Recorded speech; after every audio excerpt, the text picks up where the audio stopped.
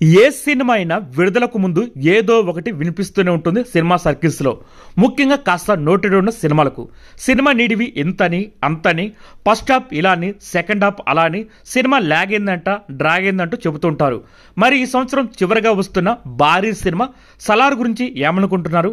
ఇప్పటికే ఈ cinema rough copy చూసిన వాళ్ళు ఉన్నారు, రకరకాల విషయాలు చెబుతున్నారు. అసలు సలార్ సినిమా ఎలా ఉండబోతుంది? సలార్ సినిమా చాలా బాగా వచ్చిందని ఇన్సైడ్ టాక్ బాగా వస్తుంది. మొత్తం ఈ సినిమాలో 5 ఫైట్లు ఉండబోతున్నాయి.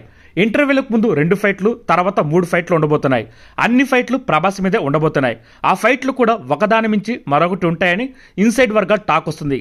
అదేవిధంగా ప్రభాస్ ఎంట్రీ ఈ సినిమాలో కొద్ది నిమిషాలు ఆలస్యంగా ఉంటుందని, కానీ అది తెలిసి తెలియనంతగా సినిమా నడుస్తుందని సినిమాకు దగ్గరగా ఉన్నవారు చెబుతున్నారు.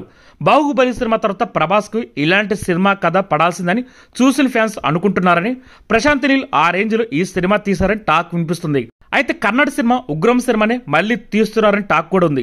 అయితే కాదని ఎక్కడో చిన్న చిన్న పాయింట్లు కనెక్ట్ అవుతాయి తప్ప ఇది వేరే కదని వివరిస్తున్నాయి సినిమా వర్గాలు. పబ్లిసిటీ లేకుండా అండర్ ప్లే చేసి సినిమా విడుదల చేయడం అనేది నిర్మాత ప్లాన్ అని, అలానే చెప్పి సినిమాను ఏ మాత్రం తక్కువ అంచనా వేయక్కర్లేదని సినిమా వర్గాలు ధీమాగా చెబుతున్నాయి. 2024 సంవత్సరం సంక్రాంతికి కూడా సలార్ సినిమా థియేటర్లో ఉంటుందని బల్లగుద్ది చెబుతున్నాయి సినిమా వర్గాలు. ఈ వీడియో కనుక మీకు నచ్చితే లైక్ చేయండి, షేర్ చేయండి, కుదిరితే సబ్స్క్రైబ్ చేయండి.